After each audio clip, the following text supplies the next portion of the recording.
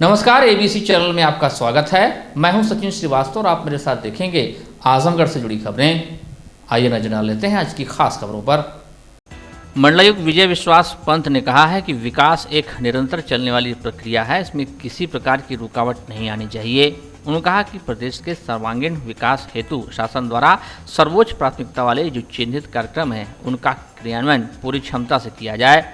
मंडलायुक्त श्री पंत ने शुक्रवार को अपने कार्यालय सभागार में आयोजित मंडलीय समीक्षा बैठक में शासन द्वारा चिन्हित सर्वोच्च प्राथमिकता वाले कार्यक्रमों, कानून व्यवस्था, कर करेत्तर एवं अन्य राजस्व कार्यों की समीक्षा बैठक की अध्यक्षता करते हुए निर्देश दिया कि अधिकारीगण कार्यों का मौके पर जाकर स्थलीय सत्यापन करें, कार्यों की गुणवत्ता भी देखें।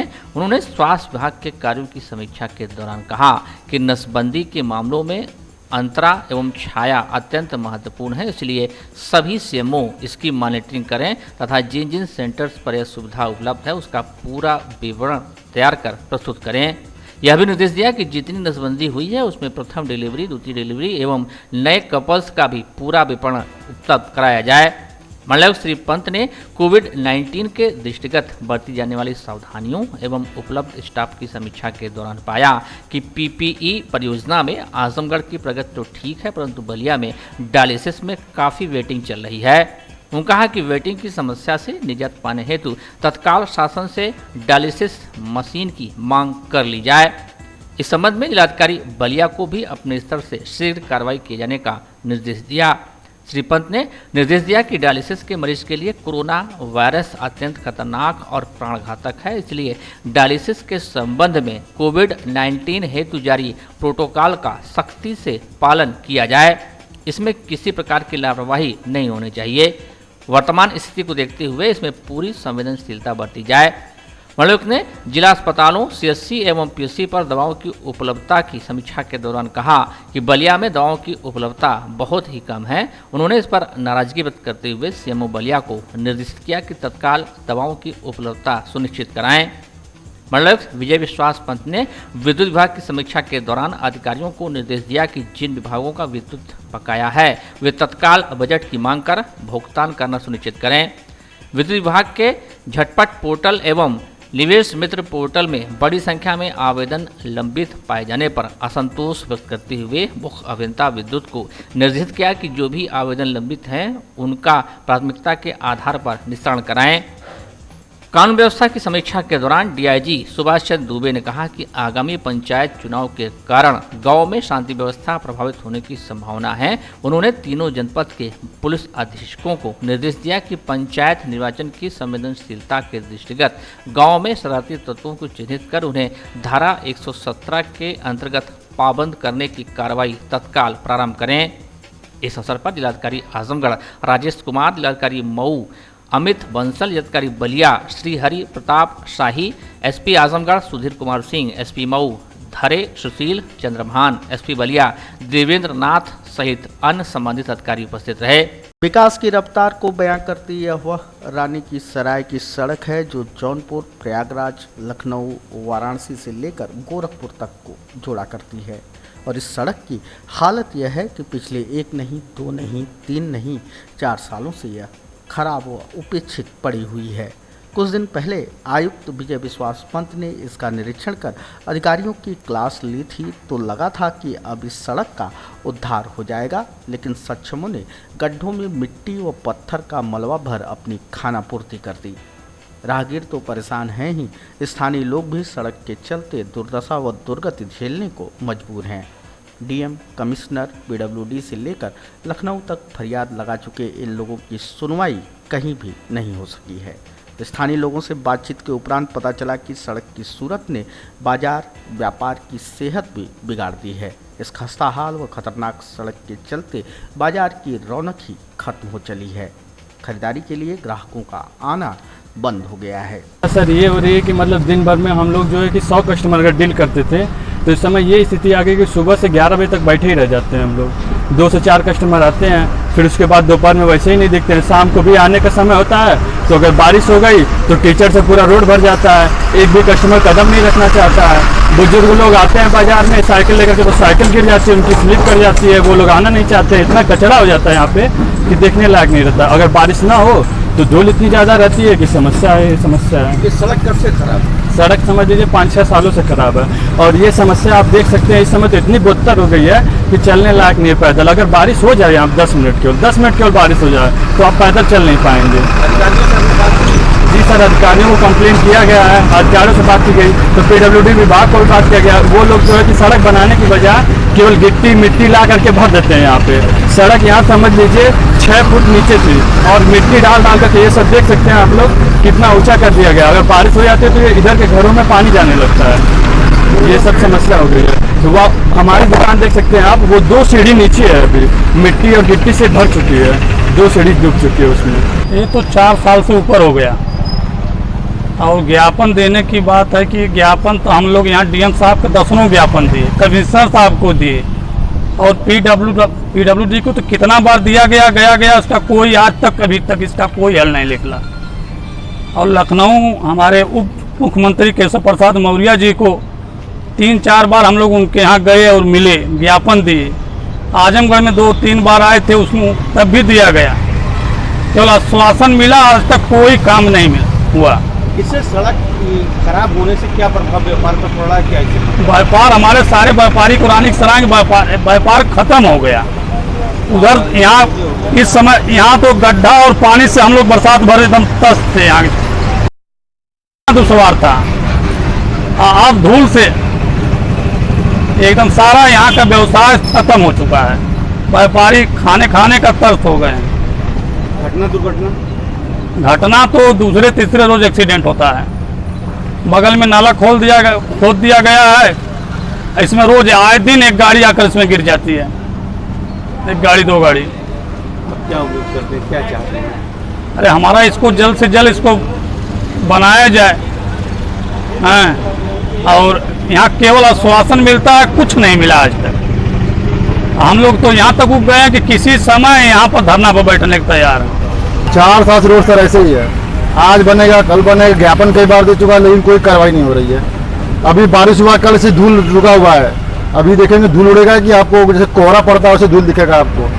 बाजार के लोग इससे त्राही हो चुके हैं, कोई बोलो धूल की शिकायत से बीमारी छींक की प्रॉब्लम ज़्यादा हो चुकी है, जिसको अब बोला इसमें फिर लक्षण आ चुका है। ब्लॉक पे भी दिया गया, प्रशासन को कार्रवाई नहीं हो रही है। हाँ, यहाँ से गर्दा बहुत ज़्यादा यहाँ पर उड़ रहा है। बाजार की अभी हम तो यहाँ है, आप आगे जाके देखेंगे, उधर भी जाके देखेंगे, सब ये बिजनेस बीच में खराब हो रहा है। हम लोग का रोड बन जाए, गाड़ी आने जाने सुविधा हो जाएगी, हम लोग का बिजनेस बढ़ेगा आगे। बिजनेस सब खराब हो गया सर, यहाँ गाड़ी कई बार गड्ढे में गाड़ी पलटने से बच गए। हम लोग ने यहाँ पे बचाया लोगों को गाड़ी पलटने से। मुख्य अभियंता PWD रमाशंकर ने बताया कि 11 किलोमीटर लंबी सड़क को ठीक करने में जून 2021 तक का अभी वक्त लगेगा। इस मार्ग के निर्माण में विलंब होने का कारण कोविड की वैश्विक महामारी रही है। आजमगढ़ से रानी सराय मार्ग की कुल लंबाई 11 किलोमीटर है। कोविड और मानसून की वजह से काम बंद था। मानसून की समाप्ति पर युद्ध स्तर पर कार्य प्रारंभ किया जाएगा और इसे जून 21 तक पूर्ण करने का भरसक प्रयास किया जाएगा। कोविड की वजह से धनावंटन में कमी थी, लेकिन शासन स्तर पर निर्णय हुआ है कि पर्याप्त धनराशि इस पर मांग के आगे काम बढ़ाया जाए। अनुसूचित जाति बाहुल्य गांवों में विकास की धारा बहाने के उद्देश्य को लेकर प्रधानमंत्री आदर्श ग्राम योजना की शुरुआत की गई है। योजना के अंतर्गत 19 विभागों को मिलाकर कुल 39 कार्यक्रमों को 2 सालों में पूरा करना है, जिसे देखते हुए विभागीय अधिकारियों, कर्मचारियों और ग्राम स्तरीय अभिसरण समिति के दक्षता, क्षमता विकास व संवर्धन हेतु इस कार्यशाला का आयोजन शुक्रवार को नेहरू हॉल के सभागार में किया गया। जिला ग्राम्य विकास अधिकरण के परियोजना निदेशक अभिमन्यु कुमार सिंह ने बताया कि जनपद के 18 विकास खंडों की 55 ग्राम पंचायतें योजना के अंतर्गत चिन्हित व चयनित की गई हैं। प्रधानमंत्री आदर्श ग्राम योजना के अंतर्गत इन सभी 55 ग्राम पंचायतों को समग्र सुविधाओं से संतृप्त कर उन्हें एक आदर्श ग्राम के रूप में 2 साल के अंदर विकसित कर दिया जाएगा। आज कार्यशाला प्रधानमंत्री आदर्श ग्राम योजना की जो जिले में 55 ग्राम पंचायतें चयनित हैं 18 विकास खंडों के, इनमें इनके संतृप्तिकरण हेतु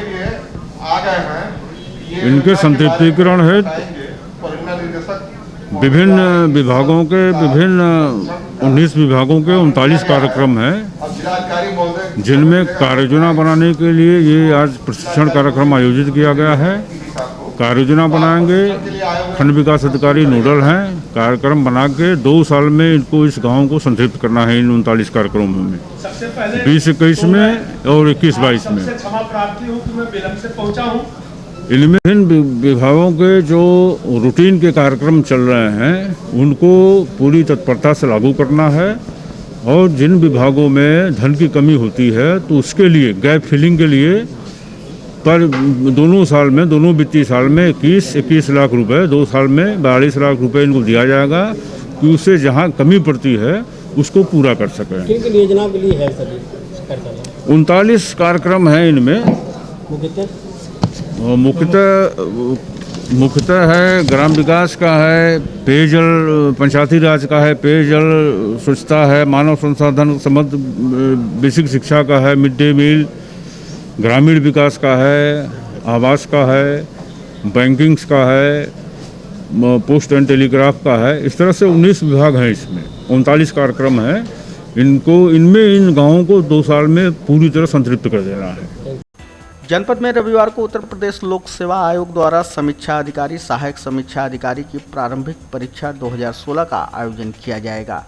परीक्षा को जनपद में सकुशल संपन्न कराने के उद्देश्य को लेकर परीक्षा के नोडल अधिकारी एडीएम प्रशासन नरेंद्र प्रताप सिंह ने शुक्रवार को केंद्र व्यवस्थापकों, सेक्टर मजिस्ट्रेटों को नेहरू हॉल में आयोजित की गई इस बैठक के दौरान निर्देशित किया। उन्होंने बताया कि परीक्षा के लिए जनपद में कुल 46 परीक्षा केंद्र बनाए गए हैं। 2 पालियों में आयोजित होने वाली इस परीक्षा के लिए कुल 21,635 अभ्यर्थी जनपद में पंजीकृत हैं। परीक्षा के दौरान कोविड प्रोटोकॉल व सोशल डिस्टेंसिंग का अनिवार्यतः अनुपालन सुनिश्चित कराया जाएगा।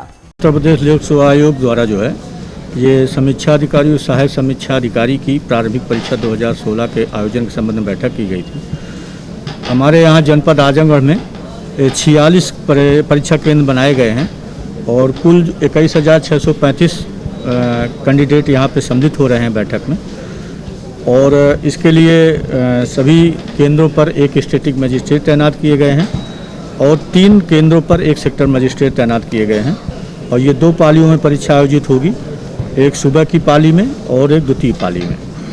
सुबह की पाली में ये 9:30 बजे से 11:30 बजे तक, द्वितीय पाली में 2:30 से 3:30 तक 1 घंटे की परीक्षा होगी। भारी संख्या में छात्र आ रहे हैं, क्या व्यवस्था? नहीं, हमारे यहाँ सभी केंद्रों पर पर्याप्त पुलिस बल रहेगा और ऐसी परीक्षाएं अभी हमारे यहाँ बीईओ की परीक्षा हुई थी तो उसी हिसाब से इसको भी हम जांच कराएंगे।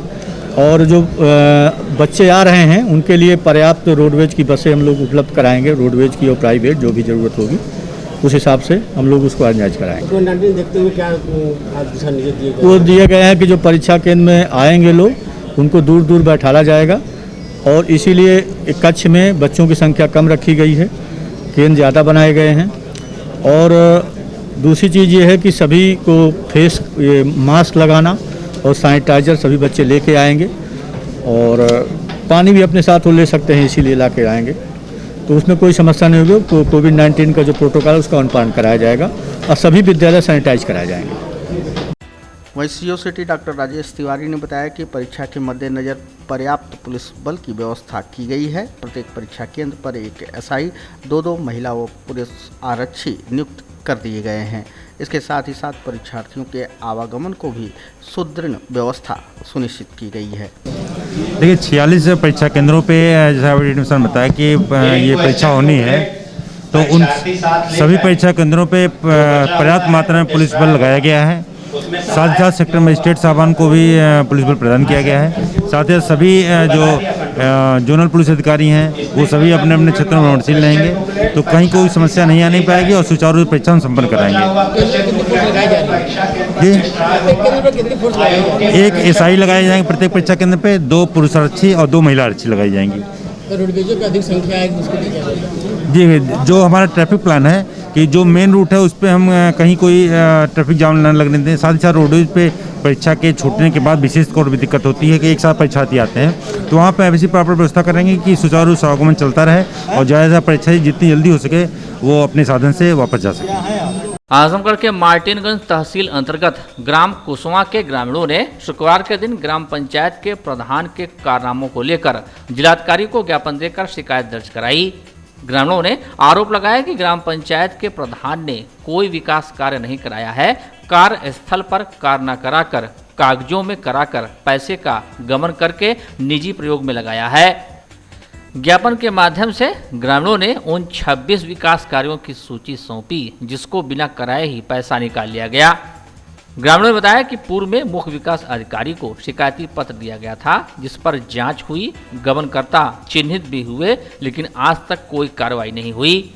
ग्रामीणों ने जिलाधिकारी से मांग किया कि ग्राम प्रधान व उसके सहयोगियों की जांच किसी सक्षम अधिकारी से कराकर गबन के मामले में कानूनी कार्रवाई की जाए जिससे कि ग्रामीणों को न्याय मिल सके। वर्तमान में ग्राम प्रधान द्वारा जो सरकारी धन का उपयोग किया जा रहा है और आज 5 साल पूर्व से किया गया है, उस धन का हम लोग को किसी गांव के लोगों को आज तक यह जानकारी प्राप्त नहीं हुई कि कितना सरकारी धन आया और कहां कहां खर्च हुआ। तो जो ये गमन हुआ हम लोग को आज तक अगर हम पूछते हैं खंड विकास अधिकारी से, ग्राम विकास अधिकारी से और ग्राम प्रधान से, ये खुला जवाब मिलता है तुम लोग से क्या, तुम्हारे से क्या मतलब है। और जो भी गरीब लोग हैं उनको 1 साल पहले जांच हुई थी, महोदय के कार्यालय द्वारा एक DPRO के द्वारा एक जांच हुई और जांच में सही दोषियों को पाई गई। आज तक उनका कोई ना तो FIR दर्ज हुआ और ना तो NCR दर्ज हुआ और जिस पात्र को एक भी आवास आवंटन नहीं हुआ है, जो कि अपात्र थे और जो ना अपात्र थे उनको 2-2 आवास आवंटन क्यों दिया गया, इसका आज तक विवरण हमें कोई नहीं दिया। 4-4, 5 तल्ले मकान रहते जो कि अच्छा खासा खाते कमाते 4 व्हीलर गाड़ियों से चलते हुए, और जो भी मनरेगा का धन आता है एक उसमें एक ख्वासियत है ग्राम सभा के अंदर में, एक ख्वासियत है कि जो 10 दिन मनरेगा के तहत काम करते हैं उनको 30 दिन का पैसा वसूला जाता है और अगर पूछते हैं कि खुला शब्द में मिलता है तो उनसे क्या ताल्लुकात है। क्या हम यही पूछना चाहते हैं कि मनरेगा के मजदूर जो मजदूरी कर रहे हैं क्या वो 10 ही दिन के मजदूरी के हकदार हैं या पूरे 30 दिन के हकदार हैं। इस नाते मार्टिनगंज भी हमने कई बार ब्लॉक स्तर पर भी दिया, ग्राम विकास अधिकारी को भी सूचना दी, ग्राम पंचायत अधिकारी को भी दी, और प्रधान की बात ये छोड़ी जो वर्तमान में प्रधान चल रहे हैं। इस नाते हम ये जानना जरूर रख रहे हैं कि जो हमारे ग्राम में कुसवा के अंदर सरकारी धन आया है, जो काम हुआ है और जो नहीं हुआ है, जो उसका सरकारी धन आया वो पैसा कहाँ गया, यह जानकारी हम ग्रामवासियों सहित हमें भी मिलनी चाहिए। तो इसकी आपने कहीं सूचना दी? हमने सूचना इसके पूर्व में अभी जिला महोदय यहाँ DM साहब के देख 1 हफ्ता पूर्व में गए हैं और आज तक पहले भी जानकारी दोबारा साल भर पूर्व की ये जानकारी पेपर हमने फिर दोबारा देने आए हैं यहाँ। DM साहब ने क्या कहा? वो साहब भेज दिए हैं कहीं जांच के लिए किसी अधिकारी DPRO के हाथ में। आजमगढ़ जिला मुख्यालय पर स्थित शहर के प्रतिष्ठित DAV PG कॉलेज में इन दिनों दुर्व्यवस्थाओं का अंबार लगा हुआ है। दुर्व्यवस्था इतनी है कि छात्र संघ अध्यक्ष अमर बहादुर यादव के नेतृत्व में कॉलेज प्रबंधन के खिलाफ छात्रों ने मोर्चा खोल दिया है। शुक्रवार को कॉलेज के गेट के सामने छात्रों ने जोरदार प्रदर्शन कर कॉलेज में पीने के पानी, बैठने की समुचित व्यवस्था और साफ सफाई को लेकर अपना आक्रोश व्यक्त किया। इस दौरान छात्र संघ अध्यक्ष अमर बहादुर यादव ने कहा कि 9 महीने से कॉलेज प्रबंधन छात्र संघ भवन तक उपलब्ध नहीं करा पाया है। प्रबंधन का रवैया बहुत ही खराब है। जब तक प्रबंधन हमारी मांग नहीं मानेगा आंदोलन जारी रखेंगे। हम लोग आज यहाँ पे इतनी भारी मात्रा में जितने छात्र और हमारे पदाधिकारी यहाँ मौजूद है, कॉलेज व्यवस्था को लेकर यहाँ पे प्रदर्शन किया जा रहा है। कई दिनों से लगातार मांगे चल रही हैं, न पानी की व्यवस्था पीने की हुई है अभी तक, न अच्छे से बैठने की, न साफ सफाई हुई है कॉलेज की। और परीक्षा भी कराई जाए, कुछ दिन में यहाँ पढ़ाई भी स्टार्ट हो जाएगी, लेकिन कोई व्यवस्था नहीं अभी तक की है। यहाँ तक कि छात्र संघ भवन आज मुझे करीब 9 महीने हो गए शपथ ग्रहण किए हुए, आज तक मुझे न छात्र संघ की कोई व्यवस्था दी गई, छात्र संघ भवन की, न इस कॉलेज की साफ सफाई की गई। जैसे गंदा का गंदा वैसे ही पड़ा हुआ, उस सभी दुर्व्यवस्थाओं को लेकर आज प्रदर्शन किया जा रहा है। मैनेजर खिलाफ जब तक मैनेजर आके हमारी मांगे नहीं पूरी करेंगे, आश्वासन जब तक उनका नहीं मिलेगा तब तक हम लोग यहीं पे बैठे रहेंगे, धरने से उठेंगे नहीं। Wooden touch Bhanwarnath Azamgarh, a complete hardware store. हमारे यहाँ branded plywood, flush door, designer door, PVC door, 4 mica, fancy hardware, kitchen की चिमनी एवं मॉड्यूलर किचन की एक्सक्लूसिव रेंज उपलब्ध। अपने आशियाने में लगाइए 4 चांद, पहुंचिए वुडन टच भंवरनाथ आजमगढ़। प्रतियोगी परीक्षाओं की तैयारी कर रहे युवाओं को अब महानगर जाने की जरूरत नहीं। आपके शहर आजमगढ़ के हाईडेल निकट हाफिज चौराहा में खुल गया मानव इंस्टीट्यूट ऑफ कॉम्पिटिटिव क्लासेस, जहां ऑनलाइन ऑफलाइन माध्यम से bank, railway, SSC, UP, PCL, CET, UPSI, NTPC and foundation की तैयारी कराई जा रही है। कहीं भी कभी भी 24 घंटे मानव इंस्टीट्यूट की क्लास से जुड़कर अपने भविष्य के सपने को कीजिए साकार। एडमिशन के लिए जल्द संपर्क करें